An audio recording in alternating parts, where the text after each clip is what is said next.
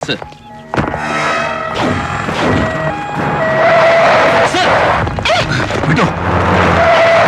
സൂക്ഷിച്ച്.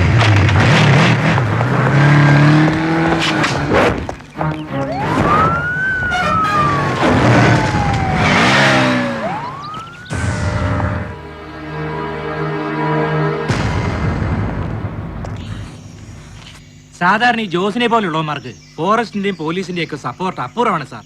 ബോർഡറിനപ്പുറം തമിഴ്നാട്ടില് അവർക്ക് വനത്തിൽ നിന്ന് ചരക്കിറക്കാൻ അതല്ലയോ സാർ സേഫ്. ഇവിടെ നിന്നൊന്നുകിൽ ടോപ്പ് സ്റ്റേഷൻ കട്ട് ചെയ്ത് സേതുപാർവതിപുരം അല്ലെങ്കിൽ എല്ലപ്പെട്ടി, അതുമല്ലെങ്കിൽ കൂടുതൽ ബന്ധപ്പെട്ട് ബോഡിമേട്ട് വഴി ബോർഡർ ക്രോസ് ചെയ്ത് പന്നിയാർ പൂപ്പാറ സേനാപതി വഴി ഫോറസ്റ്റ് റോഡിൽ രാജാക്കാട്. അതാണ് ജോസിന്റെ സ്ഥിരം റൂട്ട് മുമ്പൊക്കെ, അല്ലേ മിസ്റ്റർ വിജയൻ? സാർ, പക്ഷേ അടുത്ത കാലത്ത് ശത്രുക്കളുടെ ഒറ്റ ഭയന്ന് ജോസ് റൂട്ടൊന്ന് മാറ്റി. ഡാം ചുറ്റി ദാ ഇവിടെ ഒരു ഫോറസ്റ്റ് ചെക്ക് പോസ്റ്റ് ഉണ്ട്, അധികമാരും പോകാത്ത കാട്ടുവഴി, ബോഡി 4th സെക്ടറിൽ എല്ലപ്പെട്ടി. സാർ, ഇവിടെ കഴിഞ്ഞ 2 ആഴ്ചയായിട്ട് ഡ്യൂട്ടി ചെയ്തവരുടെ ലിസ്റ്റ് എനിക്ക് വേണം. അയ്യോ സാർ, അത് പേര്, ഫോൺ നമ്പറുകൾ, ഡ്യൂട്ടി ചെയ്ത ദിവസങ്ങൾ വിത്ത് ഓൾ ഡീറ്റെയിൽസ്. സാർ, ഇന്ന് തന്നെ. എന്നിട്ട് എന്താടാ പോയിട്ട് ഡിഗ് ചെയ്തോ ജോസിന്റെ ബാക്ക്ഗ്രൗണ്ട്സ്? കൊച്ചിയിൽ ജോസ് താമസിച്ചിരുന്ന ലോഡ്ജിലെ മാനേജറുടെ മറ്റ് സ്റ്റാഫിന്റെ മൊഴികൾ വിശ്വസിച്ചാൽ കഴിഞ്ഞ 17 വർഷമായിട്ട് അവർ ജോസിനെ അറിയുന്നത് കാടമ ബ്രോക്കറായിട്ടാണ്. മാസത്തിൽ ഒരു തവണ കൊച്ചിയിൽ വന്നു പോകുന്ന സാധാ മലഞ്ചരക്ക് ദല്ലാൾ. നിത്യവും വൈകിട്ട് ഒറ്റയ്ക്കിരുന്ന ഒരു ഫുൾ ബോട്ടിൽ വായിച്ചു തീർക്കുന്ന 1-ാം തരം ഒറ്റയാൻ. കാണാൻ വരവ് പോക്കളില്ല, ഹാബിച്വൽ ലോണർ. സ്റ്റേറ്റ്മെന്റ്സ് വായിച്ചു. കമ്പക്കലിലോ കോവിലൂരോ അന്വേഷിച്ചാൽ ഹൈറേഞ്ചിലേക്ക് സീസൺ തോറും കോടികൾ പമ്പ് ചെയ്യുന്ന പേരറിയാത്ത ഏതോ ഗഞ്ച പ്ലാന്റേഴ്സിന്റെ ബിനാമി, അഥവാ വെടിക്കോഴി. പക്ഷേ കമ്പിളികണ്ഠൻ ജോസ് എന്ന പാവം കൈവഴി ചെക്ക് പോസ്റ്റുകൾ കടന്നൊഴുകി അവസാനിച്ചത് കൊച്ചിയിൽ ഏത് മഹാസമുദ്രത്തിലേക്കെന്ന് ചോദിച്ചാൽ ഉത്തരമില്ല സാർ, ഒരാൾക്കും. അപ്പൊ പിന്നെ ജോസിന്റെ ഗോഡ് ഫാദേഴ്സ് ആരെന്ന ചോദ്യത്തിന് കൃത്യമായ ഒരു ഉത്തരം പറയാൻ കെൽപ്പുള്ള ഒരേ ഒരാളേ ഉള്ളൂ സാർ, എന്റെയും നിങ്ങളുടെയും അറിവ്. മുഖ്യം കുട്ടും മുട്ടക്കറി, 2 കോഴിപ്പിടി, 1 ഓറഞ്ച് ജ്യൂസ് നീ എടുത്തു വെച്ചോ, ഞാൻ താഴ്ത്തി. തോമസ് ആന്റണിക്ക് ഒരു പരാതിയുണ്ട്, നീ ഇവനോടൊന്ന് റിപ്പോർട്ട് ചെയ്യുന്നില്ല. അല്ല എന്താ നീ നമ്മുടെ ഫോറസ്റ്റുകാരെ പേടിപ്പിച്ചു എന്ന് കേട്ടല്ലോ. സാർ സമൺ ചെയ്തിട്ടുണ്ട്. ജോസിന്റെ ഫാമിലി അവർക്കൊന്നുമില്ലടാ പറയാൻ. സാർ ഞാൻ ചെന്ന് കാണുമ്പോൾ അവരാകെ ഷാറ്റഡ് ആണ്. ഒന്നും ചോദിച്ചില്ല, ഓഫീസിലേക്ക് വരാൻ വിളിപ്പിച്ചിട്ടുണ്ട്. CI ജലപാലൻ sir missing. എന്തെങ്കിലും ഹെൽപ്പ് വേണമെങ്കിൽ എന്നെ വിളിച്ചാൽ മതി സാർ. വൈകിട്ട് ക്ലബില് വട്ടായോ? CI ജലപാലം വിളിച്ചിരുന്നു. 5 മണിക്ക് ഓഫീസേഴ്സ് ക്ലബിൽ വെയിറ്റ് ചെയ്യുമെന്ന്.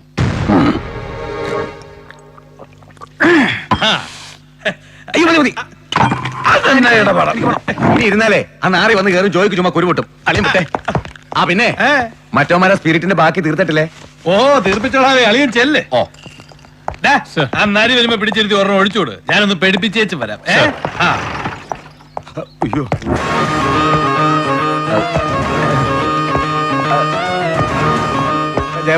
ഹലോ. പിന്നെ എനിക്കോ?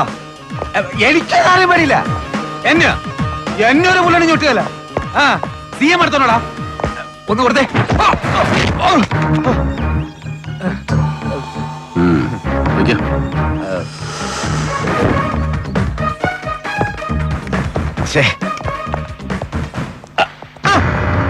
ഹലോ ജലപാലൻ, ഓർമ്മയുണ്ടോ? ഒരിക്കൽ നമ്മളൊന്ന് കൂടിയിട്ടുണ്ട്, ഒരു 4 കൊല്ലം മുമ്പ്. അങ്ങ് തൃശ്ശൂരില് നമ്മൾ ഓഫീസിൽ സ്റ്റേറ്റ് മീറ്റ് കിടക്കുമ്പോ കാസിനോവില്. അത് പിന്നെ നമ്മള് 2 പേരും സർക്കിളാ. തൃശ്ശൂർ സ്റ്റേറ്റ്മെന്റ് നടക്കുമ്പോൾ ഞാൻ സസ്പെൻഷനില്ല, പങ്കെടുത്തിട്ടില്ല. അയ്യോ, അപ്പൊ പിന്നെ നമ്മള് കണ്ടിട്ടില്ല. കറക്റ്റ്. എന്നാ പിന്നെ നമ്മളൊരു ബാച്ചാ. ഞാൻ പിന്നെ കണ്ട ഐജിനും മറ്റേ ഒന്നും കാലിലും കോപ്പയിലും ഒന്നും പിടിക്കാൻ പോവാത്തവരാ, അതുകൊണ്ട് AC ആയില്ല. എങ്ങനെ ഒന്ന് ഒഴിക്കട്ടെ. പിന്നെ ഈ ജോസിന്റെ കേസ് അതറിയാൻ ആശാൻ എന്നെ വിളിപ്പിച്ചെങ്കില് അവനെ അറിയും, കണ്ടിട്ടുണ്ട്. എങ്ങനെ ഓണം, വിഷു, ക്രിസ്മസ്, പള്ളിപ്പെരുന്നാള്, തിരുവാതിര അവൻ എന്ന് കീർത്തി അക്രോ വാങ്ങിച്ചിട്ടുണ്ട്. പിന്നെ അവൻ ചത്തത് എങ്ങനെയാണെന്ന് ചോദിച്ചാല് അത് ജലപാലനെ അന്വേഷിച്ചിട്ടില്ല, അന്വേഷിക്കാനോട്ട് ഉദ്ദേശവും ഇല്ല. പിന്നെ ആചാരേ, ഈ ജോസിന്റെ ഇടപാടെ തമിഴന്മാരുമായിട്ടായിരുന്നു. തീർത്തത് അവര് തന്നെ, തർക്കത്തില് സാക്ഷാൽ ബെൽറ്റ് ബോംബിന്റെ ആൾക്കാര്. ഒന്നാളിയാ ഐറ്റന്റ് കമ്മീഷണറാന്നോ ഇന്ത്യൻ പ്രധാനമന്ത്രിയാന്നോ ഒരു നോട്ടോ ഇല്ലാത്തവന്മാരാ, ആച്ചിക്കളയും. അതുകൊണ്ട് അളിയനൊരു കാര്യം ചെയ്യും, ഞാൻ ഈ കാട്ടുമൂലയിൽ ഇല്ലാത്ത കാശിന് ഡീസൽ ഒഴിച്ചോണ്ട് ഇവിടെ വരെ വന്നതേ ഇത് പറയാനാ. അളിയൻ അന്വേഷിച്ചു, തെളിവൊന്നും ഇല്ല എന്ന് പറഞ്ഞ് റിപ്പോർട്ട് എഴുതി. പാട്ടം മടക്കിക്കളാ, ഡേഞ്ചറാ.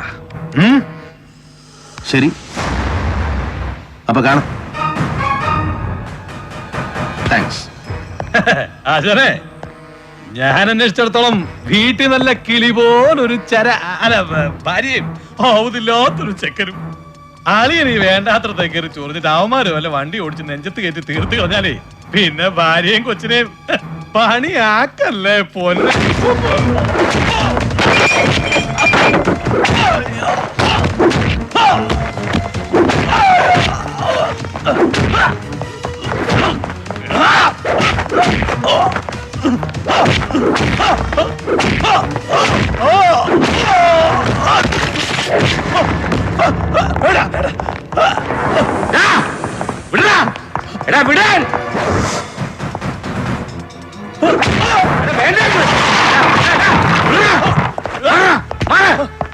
പോണം.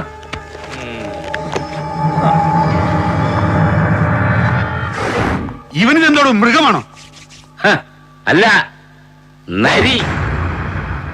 ഞാന് പെൻഷൻ പറ്റുന്ന കൊല്ലം പട്ടോളയിലെ ഏസി ആയിട്ടിരിക്കുമ്പോ കമ്പ സിറ്റിയില് ഒരു റാക്ക് കച്ചവടക്കാരൻ 10 കൊല്ലം 3 ഒക്കെ ഇട്ട് മധുരക്കാരൻ ഒരു സേവന ഒരാളാറടി പൊക്കം 10-300 തൂക്കം അജാന ബാഹു ഇങ്ങനെ തഞ്ചാവൂരെങ്ങാണ്ടുണ്ട് ഒരു ഡാൻസ് കളിക്കാരൻ ഒരു അവിടെ പേരിൽ ഇങ്ങനെ 1ഉം 2ഉം പറഞ്ഞോ കൊടുക്കും. ഇങ്ങനെ 5 പേരിലും പതിച്ച ഒരു വീക്കാം നിന്ന് നിലയ്ക്കവൻ ടൂർ അവന്റെ വൈദ്യുതി ഒഴിച്ചു. അല്ല, ചില സ്ഥാനങ്ങൾ അങ്ങനെയാ. ഇങ്ങോട്ട് ഇങ്ങോട്ട് ഈ നൂല് വാശിക്ക് ചോര വാഴുന്നത് ഒരു ലക്ഷണമാണ്. ഇച്ചിരി പഞ്ഞിട്ടുണ്ട് കൂടെ അല്ല. നീ ഭദ്രയോട് സംസാരിക്കും. ബാലു ഇവിടെയുണ്ട് രണ്ടുപേരും. ഞാൻ വിളിച്ചോളാം. എന്താ പറഞ്ഞു കേൾപ്പിച്ചോ? പഴയ തഞ്ചാവൂര് ഒരു നിമി.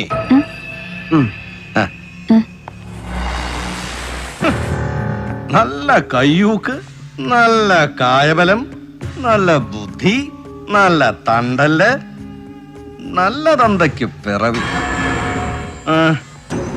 ശത്രുസ്ഥാനത്ത് നിർത്താൻ പറ്റിയ വിത്തുഗുണമുണ്ട് നരിക്ക്. നല്ല പേരും. ഇഷ്ടമല്ലേ നരിയെ? ഏയ് അതല്ല, കിട്ടിയിട്ടുണ്ട്. അത് ഞാൻ പിന്നെ നമുക്ക് ഈ കണ്ട നാലുകാട്ടൊന്ന് സ്ട്രീറ്റിൽ കിടന്ന് ഫൈറ്റ് വേണ്ടല്ലോ എന്ന് വെച്ചിട്ടാ. അത് അന്തസ്. നിന്റെ തന്ത വലിയ മൈസ്ട്രേറ്റ് ആയിരുന്നല്ലോ. മാന്യത കാണിക്കാം മരിച്ചു കിടക്കുമ്പോ. ജോസിന്റെ ഭാര്യ വത്സമ്മ. അതെ. ജോസുമായിട്ടുള്ള നമ്മുടെ ഇടപാടുകളിൽ വത്സമ്മയ്ക്ക് നേരിട്ട് അറിയാമെന്ന് പറയാൻ അതൊരൊറ്റയാൾ മാത്രമാണ്, അപ്പിച്ചായി. ഒരിക്കലും ഉപദ്രവിച്ചിട്ടുണ്ട് അവളെ. അതൊരുപാട് കൊല്ലം മുമ്പാ ജോസ് അവളെ കെട്ടിക്കൊണ്ട് വന്ന കാലത്ത്. വന്ന കാലത്തല്ല, വന്ന അന്ന്, ആ ദിവസം. വത്സമ്മ മത്സമം ഒന്നും പറയല, ഒരാളുടെ പേരും പറയല. ഇവൻ നേരിട്ട് എന്ന് പേടിപ്പിച്ചിട്ടുണ്ട്. എന്തെങ്കിലും ഒന്ന് പറഞ്ഞു പോയാല് പിന്നെ അവളുടെ കൺമുമ്പിലിട്ട പെമ്പിള്ളേരെ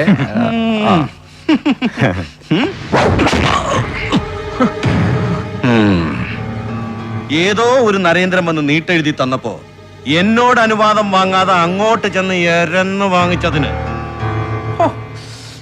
എന്റെ കൈ പൊള്ളി. നിന്റെ ബുദ്ധി നരേന്ദ്രനെ അങ്ങോട്ട് ചെന്ന് കണ്ട് മുൻകൂർ പേടിപ്പിക്കാൻ. സേതു ശരീരം മാത്രമേ വിലക്കെടുക്കാറുള്ളൂ, മസിലായിട്ടും മാംസമായിട്ടും.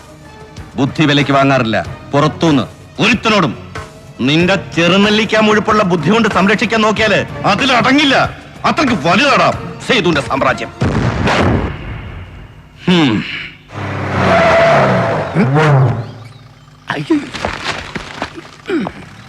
എന്നല്ലേ താച്ച? അയ്യ, ഞാൻ രാജാക്കാട്ട് ചെല്ലപ്പ. ആരെ? രാജാക്കാട്ട് ചെല്ലപ്പ. രാജാക്കാട് ചെല്ലപ്പ, ഞാൻ താൻ sir. Ex member of panchayat Rajakkad Idukki. ഞാൻ താൻ sir. Taxi drivers welfare cooperative Rajakkad. ഞാൻ താൻ സാർ. പ്രസിഡന്റ് തിരപ്പട ഫാൻസ് കൂട്ടണി. എല്ലാമേ കുഞ്ഞെ ഒന്ന് ഹോൾഡ് ചെയ്തോണേ.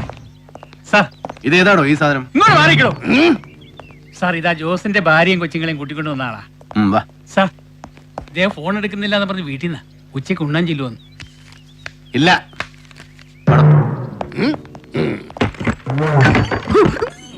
ഇരിക്കാൻ പറയായിരുന്നില്ലടാ. സർ പറഞ്ഞതാണ്. ഇരിക്കേ. വേണ്ട സർ, ഞങ്ങൾ ഇവിടെ നിന്നോളാം.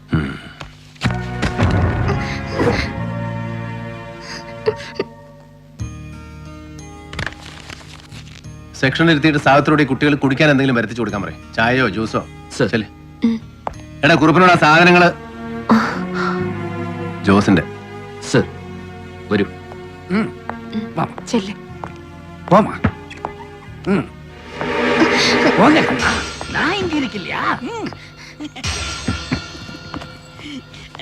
ഇയാളാരാ? ബന്ധുവാണോ? അതെ സർ, എന്റെ ചേച്ചിയുടെ. 1.5 കൊല്ലം അംഗൻവാടിയിൽ ടീച്ചറായിട്ട് ജോലി നോക്കിയിട്ടുണ്ട് വത്സമ്മ, മാട്ടുപ്പെട്ടിയിൽ. പിന്നീട് ജോസായിട്ട് അത് നിർത്തിച്ചു. നിങ്ങളുടെ കല്യാണം കഴിഞ്ഞിട്ട് ഇത് 17ാമത്തെ വർഷം. അതെ. ജോസിന്റെ ഇടപാടുകൾ എന്തൊക്കെയായിരുന്നു? അറിയാമായിരുന്നു വത്സമ്മയ്ക്ക്? ആദ്യമൊന്നും എനിക്ക് അറിയത്തില്ലായിരുന്നു സർ. പിന്നെയാ. പിന്നെ അറിഞ്ഞപ്പോ വേണ്ടാന്ന് ഒരുപാട് പറഞ്ഞു നോക്കിയിട്ടുണ്ട് സർ. ആരൊക്കെയായിട്ടായിരുന്നു ഇടപാടുകൾ അറിയാമോ? ഇല്ല.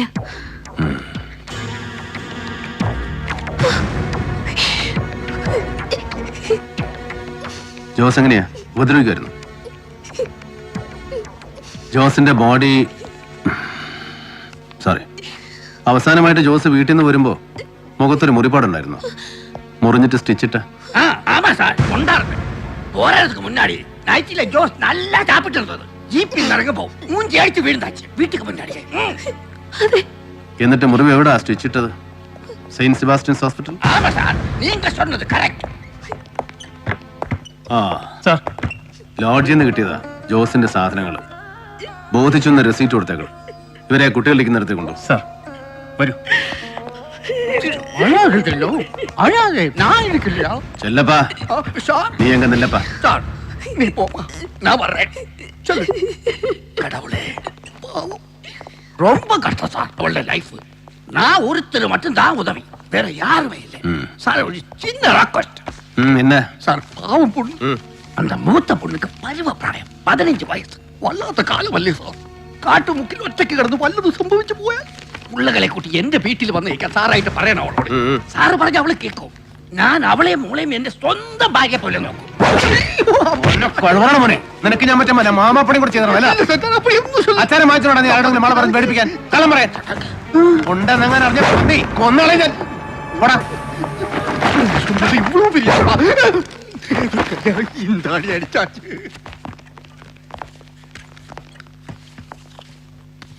രാജാക്കാട് ചെല്ലപ്പ ഒരു തോക്കെടുത്ത് നെഞ്ചത്തോട് കുത്തിയ പേടിക്കൊന്ന് നോക്കിയതാ.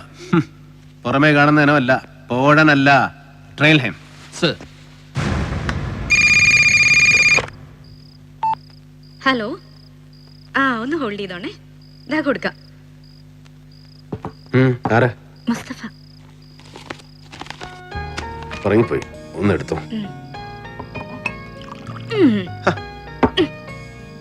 ചുണ്ടൻ തുറപ്പിച്ചേക്ക്. ആ എന്താടാ? എങ്ങനെ? എപ്പോ?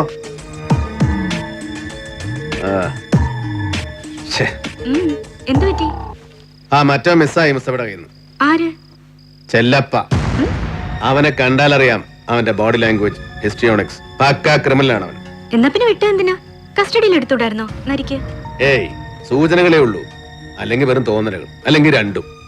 കസ്റ്റഡിയിൽ എടുക്കാൻ അത് പോരാ, കൂത്തി നിക്കലടി കഴുതേ. പേടിയുണ്ടോ നരിക്ക്?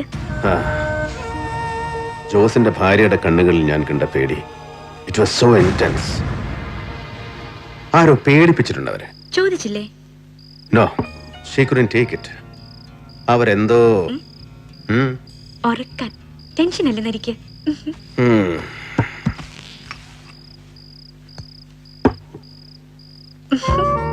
നിനക്കുറങ്ങണ്ടേ? അമ്മ, ഞാൻ ഉറങ്ങിയിട്ടില്ല. എന്റെ അമ്മു. ഒന്ന് രണ്ട് മൂന്ന് சொன்னது மட்டுமா ஜாஸ்தி இல்லையா சொன்னது மட்டும். എന്താടി കണക്ക് പറയാണോ? ഉലക പെരിയ പിച്ച രാജാക്കാട് ചെല്ലപ്പ ആണോ? ஆமா சார் நீங்க சொன்னது கரெக்ட் ஆனா വാ. ஆல் ரைட் എങ്ങനെ ഉണ്ടായിരുന്നടാ നരി? ரொம்ப கட்டிக்காரன் சார் ആഹാ. பெரிய கேரக்டர் அவரு. കാര്യം പറയടാ. ஆமா சார் அவன் தூக்கெடுத்து இങ്ങനെ വെച്ചു പേടിപ്പിക്കാൻ നോക്കി പേടിച്ചു കൊടുത്തു. അവൻ വിശ്വസിച്ചോ അവള് പറഞ്ഞതെല്ലാം? ആമാ സാർ ഇനി അവള് കള്ളം പറഞ്ഞാന്ന് സംശയം തോന്നിയാലും അത് ഞാൻ പറയിപ്പിച്ചാന്ന് തോന്നും അവന്. അങ്ങനെ ചെയ്തിട്ടുണ്ട്. വേറെ ഒന്നും സംശയം തോന്നത്തില്ല. നിന്നെ ആരടാ ഫോളോ ചെയ്തെന്ന് പറഞ്ഞത്? അത് சொன்னா சித்தமான காமெடி സിറ്റുവേഷൻ സാർ. കാര്യം പറയടാ. ഞാൻ ലാജിൽ നിന്ന് ഇങ്ങോട്ട് പോരാടുമ്പോൾ എന്നമോ ശരിയല്ല എന്നൊരു ഫീലിങ്സ് பார்க்கும்போது ஆப்போசிட் சைடுல கொஞ்சம் தள்ளி டீ கடையில என்னையே பார்த்து சும்மா தண்ணி சாப்பிட்டு நிக்கிற மாதிரி அவன். அந்த துளுக்கன் போலீஸ்காரன் எஸ்ஐ. എന്നിട്ട് அந்த எஸ்ஐய பார்த்ததும் என்னோட பக்கத்துல தான் எலக்ட்ரிக் போஸ்ட் இருந்தது. இந்த பியூஸை எடுத்தாச்சு. ஸ்விட்ச்ல அப்படியே கரண்ட் போச்சு. Full darkness. அப்படித்தான் நான் அங்கே இருந்து தப்பிச்சு விட்டதும். പൊയ്ക്കോ. சரி சார். சார் சொன்னது மட்டுமா? വാ.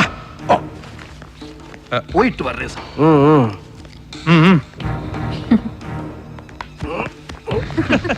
അപ്പിച്ചായിട്ട് ഓരോരോ ഗഡികളെ. പക്ഷേ ഫ്യൂസ് ഊരിയതുകൊണ്ട് കാര്യമില്ല. അവനെ ഫോളോ ചെയ്യുന്നുണ്ട് നരിയുടെ ഷാഡോ പോലീസ്. ആ. എടാ, എന്ത് പ്രായം വരൂടാ ജോസിന്റെ ഇളയ കൊച്ചിന്? ഒരു 5 or 6. കഷ്ടം കഷ്ടം. കമ്പിളികണ്ഠൻ ജോസ് അവസാനമായിട്ട് വീട്ടിൽ നിന്ന് പോരുമ്പോ എല്ലപ്പട്ടി ചെക്ക് പോസ്റ്റില് ഡ്യൂട്ടിയിൽ ഉണ്ടായിരുന്നത് നീയും ഈയാണ് അല്ലടാ? അതെ സാർ പറഞ്ഞല്ലോ. പറഞ്ഞു. പക്ഷേ ജോസിനെ വേണ്ടുമ്പോ ചെക്ക് പോസ്റ്റ് കടത്തി വിടാൻ പുറത്തു നിന്നോ മോളിൽ നിന്നോ അങ്ങനെ ആരെങ്കിലും വിളിച്ചു പറഞ്ഞിട്ടുണ്ടോ എന്ന് ചോദിച്ചാല് ഉണ്ടേൽ അത് ആരാണെന്ന് ചോദിച്ചാല് അത് മാത്രം നീ പറയല. എനിക്കറിയില്ല എന്ന് പറഞ്ഞില്ലേ?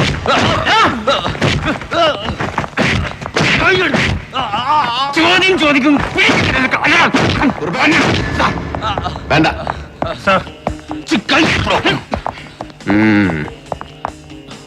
യൂണിയൻ നേതാവാണ് ഓമനക്കുട്ടൻ, സ്റ്റേറ്റ് കമ്മിറ്റി മെമ്പർ.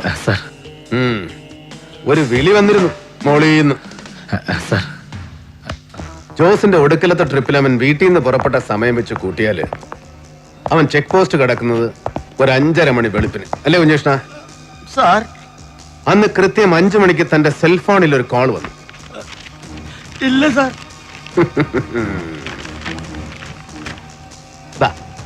ഈ നമ്പറിൽ ഓർമ്മ. പക്ഷേ ജോസ് കൊല്ലപ്പെട്ട വാർത്ത പത്രങ്ങളിൽ വന്നതിന്റെ പിറ്റേ ദിവസം രണ്ടുപേരും പുതിയ കണക്ഷൻ എടുത്തു, നമ്പറും മാറ്റി. അല്ലേ മിസ്റ്റർ വിജയൻ? Yes sir. ആ പറയടാ. ഒരാളുമില്ല, ഒരാളും ഒന്നും വിളിച്ചു പറയുമ്പോ ചെയ്തിട്ടില്ല നിന്നെ ഇവരെ അല്ലേ? സാർ ഇത് കാണുന്നില്ലേ? ഞങ്ങൾ ആരെ കൊന്നു? Hello sir. സാർ ഒറ്റ minute sir. Sir I G sir.